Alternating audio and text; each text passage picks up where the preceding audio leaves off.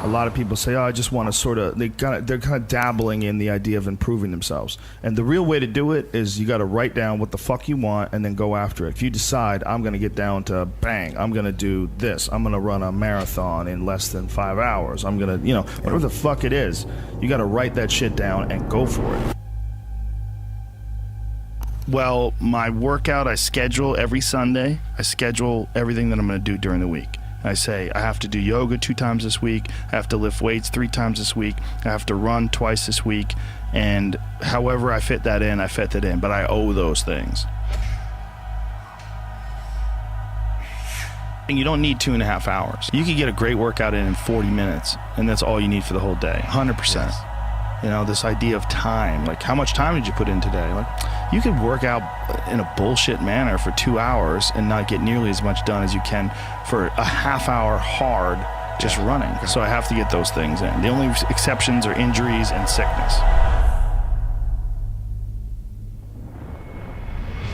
I do everything that I can to put my body and my brain in a good place so that I'm keeping my engine smooth. I'm changing my oil, I'm changing my spark plugs, I'm making sure that it's operating. I mean, it's not gonna be perfect, but I know that I've done my best to keep it working the best that it can.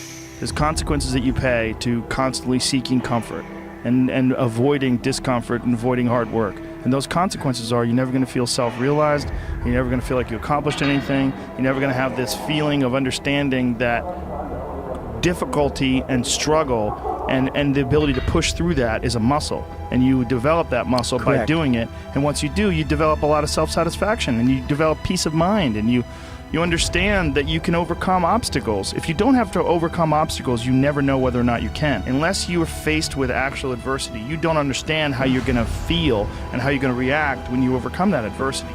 Things that are difficult, when you do these difficult things, you're stressing your mind, or I should say, don't even stressing your mind, exercising your mind and exercising your body's ability to manage intense situations. It's hard, it's very difficult, it's very testing. And in doing so, you lessen the stress of regular life. The more stressful situations that I experience, the more I understand what they are and the more I can relax.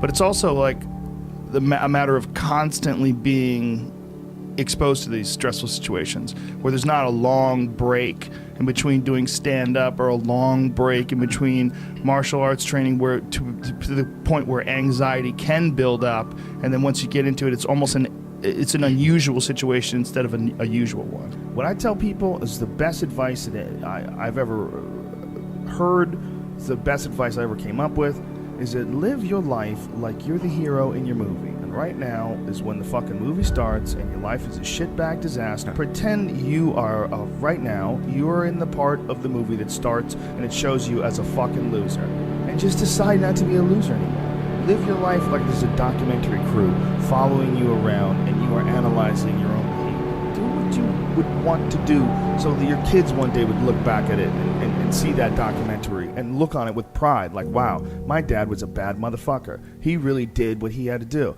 Wow, my mom really got her shit together. I love a success story, but even more than a success story, I like a dude who fucks his life up and then gets it back together again story. Those are my favorite stories.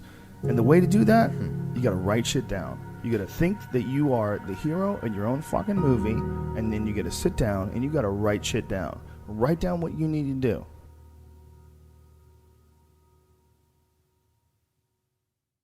You have to be the hero of your own story, and you can do that. 90% of it is just showing up. Get there and start working. Like, you're not gonna feel perfect every day.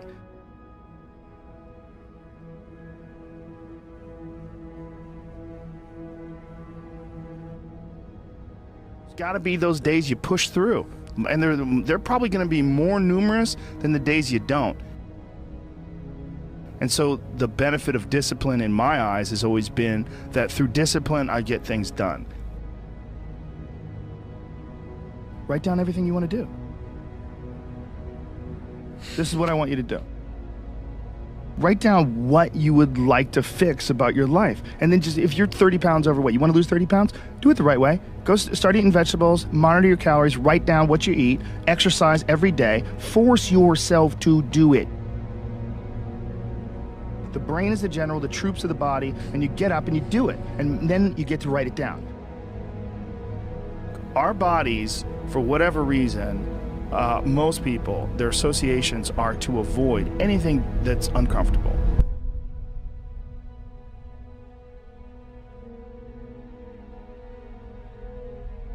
It's so illogical, because when you look at comfort and you look at success and progress and the feelings of accomplishment and of getting past certain hurdles in terms of like how you feel about life, a lot of those are connected to discomfort. Like, discomfort is your friend. It really is. Like, discomfort and not being happy and content with certain situations in life or certain feelings in life. One of the big problems is sitting down and doing the work.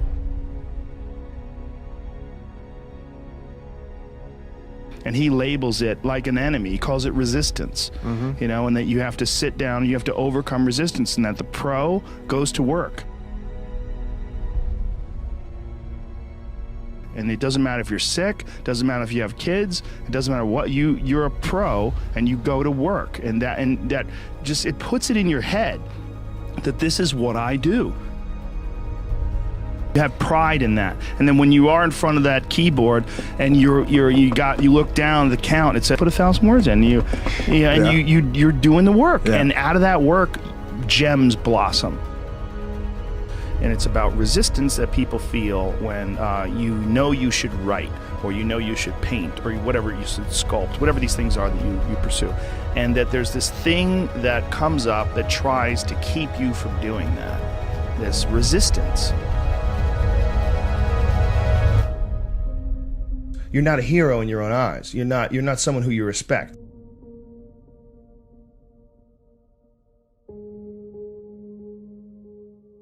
You know, you're doing what you got to do to get by, but ultimately you're not respecting yourself. And I think we all have a certain amount of appreciation and respect for hero figures. You know, like we all look at like the guy who never lies and always does the right thing and fucking helps everybody out, and that's the John Wayne character. You know, that's the ultimate hero. And he's like, this is a battle that you will fight for the rest of your life. But the key is to fight it, not to give in. Don't give in to that resistance, just to fight that resistance. And in doing so, every day you do so, you have won the battle for that day. And you will continue to fight that battle. And when you look at your own life and you don't stack up, you're a thief, you stole money from your wife's purse, and you know you don't want to smoke cigarettes, but you fucking have to, you can't deal with the stress, you smoke, you devalue yourself. You slowly start devaluing yourself. You look at yourself, you realize that if you were judging yourself, you would judge yourself unfavorably. So no matter who you can't pretend you're the hero of your story. You can be the hero of your own story that woke up today. You can be the hero of your own story that at 40 years of age stopped, got out of bed and said, I'm not doing this anymore. Only by my instincts and only by my morals and my ideals and my mind, and I'm going to be dead honest with myself because I'm realizing this is not going to last forever. And I'm going to get myself in shape, and I'm going to eat healthy. And I'm going to do this because this is me now.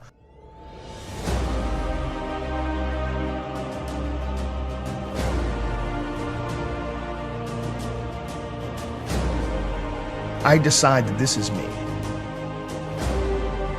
And people have to realize that you are not your past. You are not all the times you fucked up. You're not all the times you were drunk. That's not you. What you are the person who's learned from a great deal of experience. When you're alone with your thoughts, you get an idea of what your thoughts actually are. If you live your life just acting constantly on the momentum of other people's expectations, of you wanting to be liked by these other people, you can run into a trap, and you set up a life that you didn't really want. Your life is certainly some sort of a journey. It's certainly some sort of a journey. You're trapped in this situation where you have a mortgage, you've got credit card bills, you've got student loans you have to pay, you have a bunch of shit going on that you have to continue to feed. And all that, and especially if you have a family and you have to feed them, oh my goodness. Then you're fully locked in. You can't take any chances whatsoever. And oftentimes people make the mistake of getting stuck. And it is just a tactical mistake, just like it would be a mistake if you got stuck on a video game. Just like it would be a mistake if you followed a map incorrectly and you got stuck in the woods.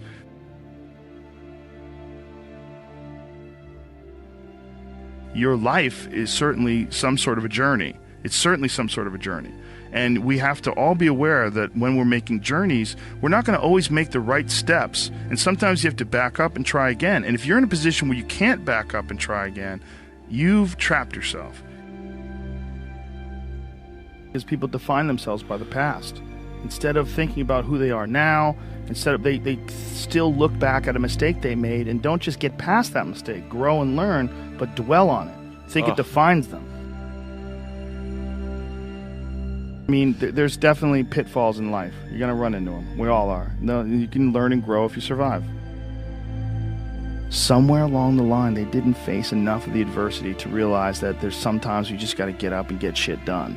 There's sometimes where you have to fucking pull yourself up and you have to push forward even if you want to stay in bed. Having that safety net just provided him with a way to stay in bed, kept him weak. Have an opportunity. Every time things go wrong, every time things feel terrible, you have an opportunity to learn from whatever makes you feel terrible and never allow it to happen again. Push forward. The system will set out honeypots for people to get trapped in.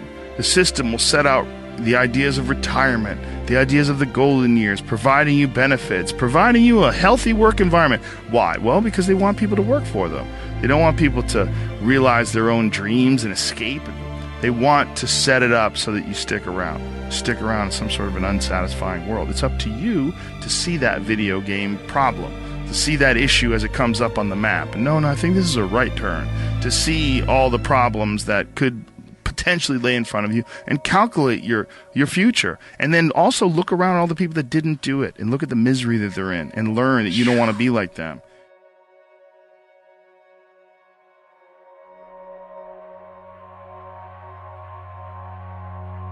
And most people get stuck in these patterns, or they define themselves as a person who doesn't follow through on their ideas, or a person who doesn't pursue their real interests and loves. You define yourself by that. Well, I guess I start things and I quit. No, you don't. No, you have started things and you quit. And it gives you a horrible sense of regret that's made you define yourself by that. You don't have to do that. If I look back on anything I've ever done, mistakes I've ever made, paths that something that I put out that I didn't quite think, man, maybe I just waited 3 months before I released that, or maybe I should have, re-edited that blog post a couple more times before I put it online, or things that I've done have driven me crazy, but yelling at someone I didn't have to yell at them for, whatever. But the most important thing is always for all people to recognize that you're not who you were a year ago. You're not who you were 5 years ago. You're not who you were last week. So you got to regulate how much you dwell on regrets of the past. You really got to be careful.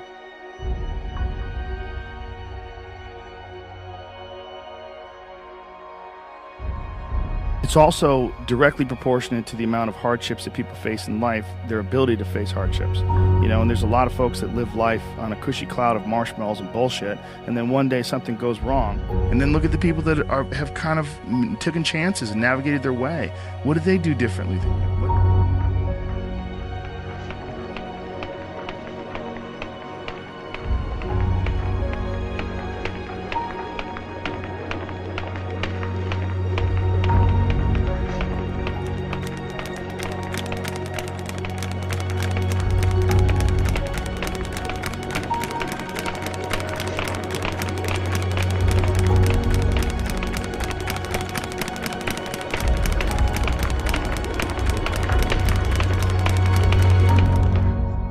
What insight into their own mistakes are they willing to delve into that you're not, that you step back and you go, you know, I just don't want to look at myself that closely. But the person who's able to look at themselves the closest is going to get the more rational results. There's a great feeling in these overcoming these difficult things, because life is never this just constant state of I'm at a 9 all day, and when I'm with my wife I hit 10, yay, and I stay like that. That's not real. It all comes from life lessons, and the lessons are learned through struggle. And I think that there's a lot of people out there that think somehow or another you're going to get to some place where you're living in silk sheets and you're getting your toes done while someone's dropping grapes into your mouth. I don't want that. I've never wanted that. That guy's not going to be happy. You have been fed this line of horseshit that you're supposed to seek comfort, and I don't think you are. I think you're supposed to seek lessons, and you're supposed to seek difficult tasks and accomplishments, and through those things and through doing things that are hard to do. Because if I just think, well, tomorrow I'm just going to coast and eat Twinkies and watch TV. Oh, hello, sadness, my old friend. Hello, depression. And we can pretend that we're something other than what we really are. And we can pretend, nah, me, man, I'm just cool, just chilling, doing nothing.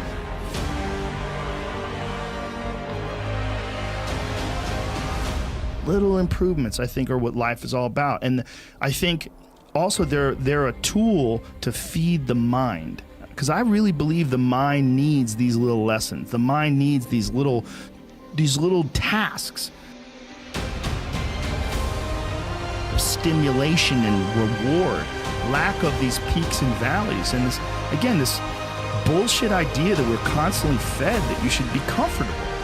Those human reward systems are carved deeply into your DNA. And if you don't respect that, if you don't respect the mechanism of happiness and fulfillment and what you really need to do in order to feel satisfied in life, camaraderie, love, family, friendship, struggle, testing yourself, learning, all those things are imperative. They're all a giant part of being a person.